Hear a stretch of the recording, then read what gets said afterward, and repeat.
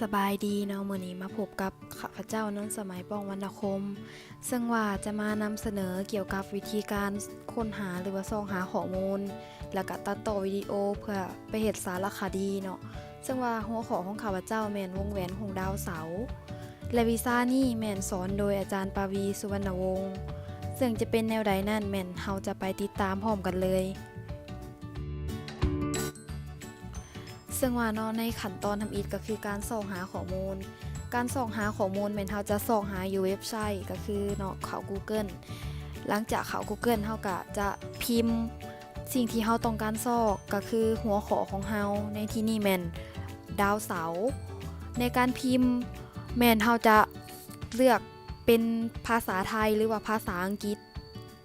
จะเป็นการดีกว่าเนาะเพราะว่าถ้าเฮาพิมพ์เป็นภาษาลาวแม่นมันจะบ่ขึ้นหรือว่าแสดงข้อมูลให้เฮาหลายหลังจากที่เฮาพิมพ์แล้วค้นหาเนาะมันก็จะขึ้นมาเป็นหน้าต่างแบบนี้ก็เฮาจะเลื่อนเบิ่งว่าเว็บไซต์ตัวใดที่น่าเชื่อถือแล้วก็มีข้อมูลที่เฮาต้องการซอกหันหลายหน่อยส่ำใดเนาะ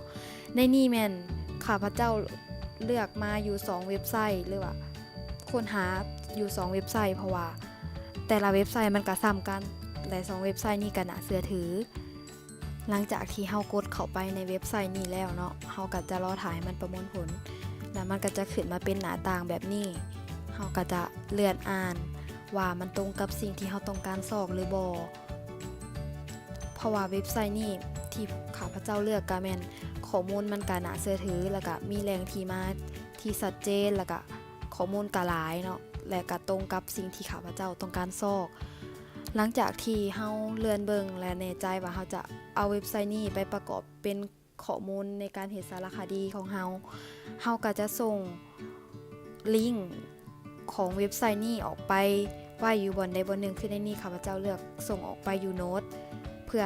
จะง่ายในการ Copy เอกสารอ้างอิงเนาะและถ้าว่าไผที่สะดวกในการที่จะบันทึกภาพหน้าจอ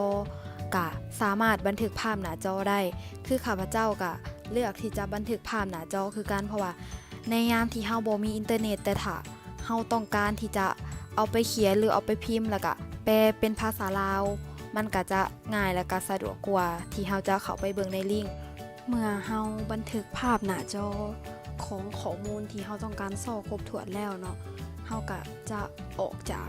เว็บไซต์ตัวนี้เพื่อไปซอกหาข้อมูลเพิ่มเติมอีกก็คือจะเข้าไปในเว็บไซต์ต่อไปเนาะหลังจากที่เฮาออกจากเว็บไซต์นั้นแล้วเฮาก็จะเลื่อนเบิ่งว่ามีเว็บไซต์ที่น่าสนใจเติมอีกบ่คือในนี้เนาะข้าพเจ้าเลือกเว็บไซต์ตัวทางเทิงสุดคือตัวนี้หลังจากนั้นเฮาก็จะกดเข้าไปรอถ่าให้มันดาวน์โหลดข้อมูลขึ้นมาหลังจากนั้นหลังจากที่มันดาวน์โหลดข้อมูลขึ้นมาเนาะมันจะเป็นรูปร่างหน้าต่างแบบนี้เฮาก็เลื่อนอ่านเบิ่งว่ามันมีข้อมูลที่เฮาต้องการซอกในเว็บไซต์นี้หรือบ่ซึ่งว่าเว็บไซต์นี้แม่นมีข้อมูลที่ข้าพเจ้าต้องการซอกแม่นครบถ้วนพอสมควรเนาะหลังจากนั้นแม่นเฮาก็จะบันทึกภาพหน้าจอของข้อมูลแต่ละอันที่เฮาต้องการบันทึกไว้และต่อมาก็คือเราจะส่งลิงก์ของเว็บไซต์นี้ออกไปไว้อยู่โน้ตคือเก่าเพื่อสะดวกในการบันทึกหรือว่าคัดลอกเอาเอกสารอ้างอิงจากที่ว่าเฮาซอกหาข้อมูลเกี่ยวกับหัวข้อที่เฮารับผิดชอบเนาะคือวงแหวนของดาวเสาร์ได้ครบถ้วนแล้วเฮาก็จะมาซอกรูปประกอบก็คือรูปภาพวงแหวนของดาวเสาร์เฮาก็จะกดเข้าไปที่รูปภาพหลังจากที่เฮากดเข้ามาเนาะมันก็จะขึ้นมาเป็นรูปภาพของวงแหวนดาวเสาร์หรือว่ารูปภาพของดาวเสาร์หลายๆรูปเฮาก็เลือกเอารูปภาพที่เฮาต้องการหรือว่าที่เหมาะสมเกี่ยวกับหัวข้อที่เฮารับผิดชอบเนาะหลังจากนั้นเฮาก็กดจึงแล้วบันทึกเอารูปภาพนั้นหลังจากที่เฮาบันทึกภาพแล้วถ้าเฮาต้องการรูปภาพเพิ่มเติมเฮาก็สามารถเลื่อนขึ้นเลื่อนลงเบิ่งเกี่ยวกับรูปภาพที่เกี่ยวของหรือว่าที่เฮาจะเอาไปเฮ็ดรูปภาพประกอบในหัวข้อสารคดีของเฮาเนาะหลัง จากที่ว่าเฮาซอกหาข้อมูลแล้วก็บันทึกรูปภาพหรือว่าซอกหารูปภาพเพื่อมาเฮ็ดเป็นรูปภาพประกอบเกี่ยวกับสารคดีแล้วก็การเขียนเอกสารแปลภาษาลาวแล้วเนาะเฮาก็จะมาตัดต่อวิดีโอเพื่อสร้างเป็นคดีเนาะเกี่ยวกับหัวข้อที่เฮารับผิดชอบอยู่และในการตัดต่อวิดีโอนี้ข้าพเจ้าอาจจะบ่ได้นำเสนอละเอียดเกี่ยวกับวิธีการตัดต่อเพียงแต่จะนำเสนอเป็นแนวทางให้ฮู้ก็คือทำอีทแมนเฮาจะใส่แอปตัวนี้เนาะคือ Keynote นี่เพื่อเฮ็ดเป็นรูปภาพหน้าปกของสารคดีเฮาสำหรับเขียนหัวข้อแล้วก็เขียนสื่อของเฮาเนาะเฮาก็จะเลือกเข้าไปตัวใดก็ได้เนาะเพื่อพิมพ์เพราะว่าแอปนี้แม่นคล้ายๆกับโปรแกรม PowerPoint ที่อยู่ในคอมเฮาจะเพิ่มหน้าขึ้นมาเพราะว่าเฮาต้องการเฮ็ด2หน้าคือในนี้ครับหน้าทำอีทเฮาจะเขียนหัวข้อเกี่ยวกับสารคดีที่เฮารับผิดชอบอยู่ก็คือในนี้แม่นสารคดีเกี่ยวกับวงแหวนของดาวเสาร์และดวงจันทร์บริวารของดาวเสาร์เนาะหลังจากที่เฮาพิมพ์หัวข้อแล้วเนาะเฮาก็จะมาพิมพ์ผู้ที่นำพาหรือว่าผู้ที่สอนแล้วก็พิมพ์สื่อของเฮาเนาะในนี้แม่นผู้นำพาแม่นอาจารย์ปาวีเฮาก็เขียนสื่อและนามสกุลของเพิ่นใส่เขียนสื่อผู้ที่นำพาแล้วเนาะเฮาก็จะเขียนสื่อของเฮาเองคือเฮาผู้ที่เป็นผู้นำเสนอเนาะคือข้าพเจ้าเองเนาะนางนั้นสมัยปวรรณคมหลังจากที่ว่าพิมพ์สำเร็จแล้วเฮาก็จะมาปรับขนาดหรือว่าปรับความสมดุลเนาะให้มันเหมาะสมเกี่ยวกับให้มันเหมาะสมสำหรับหน้าจอหน้าเจียนี่เนาะเฮาพิมพ์สำเร็จแล้วเฮาก็จะบันทึกเอารูปภาพเพื่อจะเอาไปเฮ็ดวิดีโอเนาะมันกำลังประมวลผลอาจจะถ้ารูปหลายมันก็จะโดนถ้ารูปหน่อยคือในนี้แม่น2รูปเฮาก็จะใช้เวลาบ่โดนเนาะหลังจากที่ว่าเฮาบันทึกรูปภาพแล้วเฮาก็จะมาเข้าอยู่ที่แอปตัดต่อวิดีโอต่อมาก็คือ iMovie คือในนี้เนาะหลังจากที่ว่าเฮา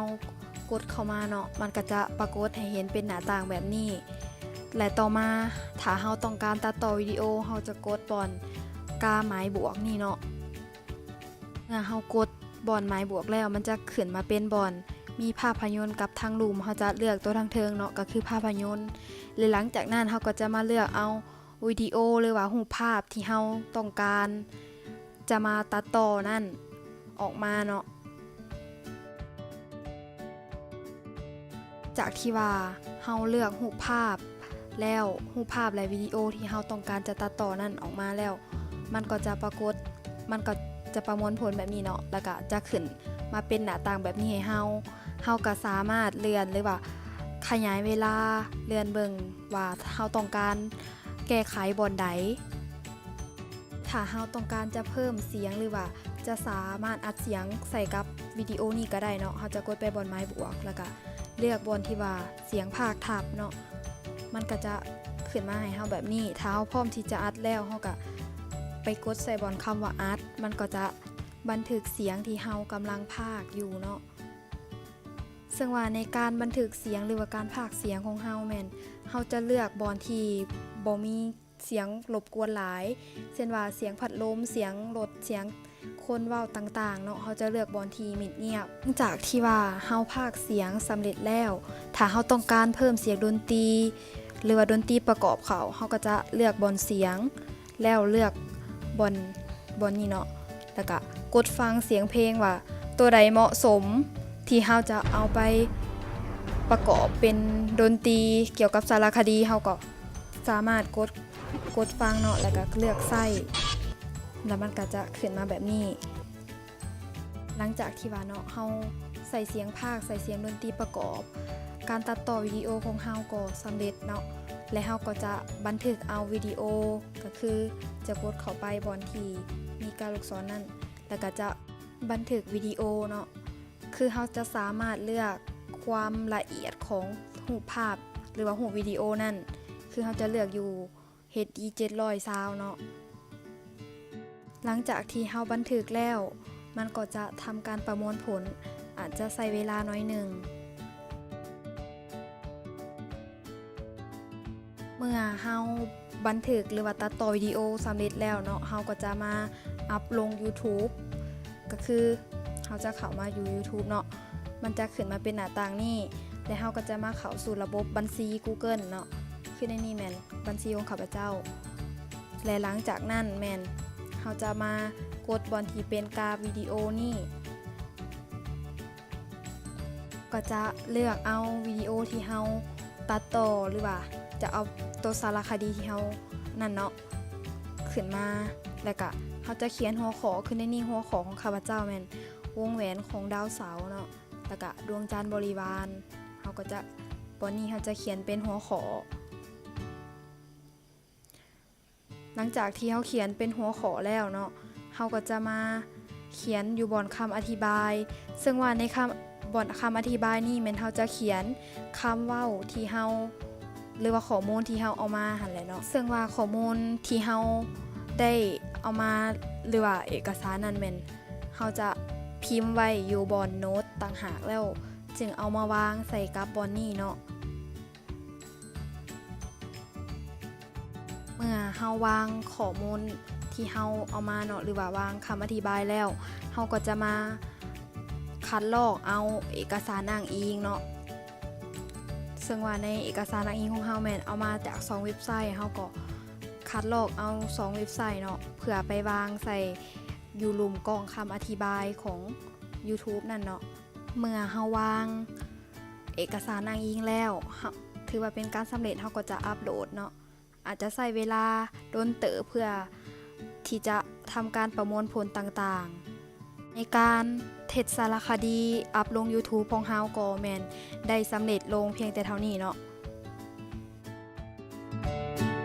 การนำเสนอเกี่ยวกับการส่องหาข้อมูลและตัดต่อวิดีโอเพื่ออัพลง YouTube ของข้าพเจ้าก็แม่นได้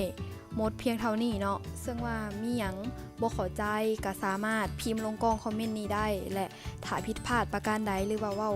บ่เข้าใจก็ขอโทษขออภัยนำเนาะขอบใจสำหรับการติดตามรับฟังและรับชมตั้งแต่ต้นจน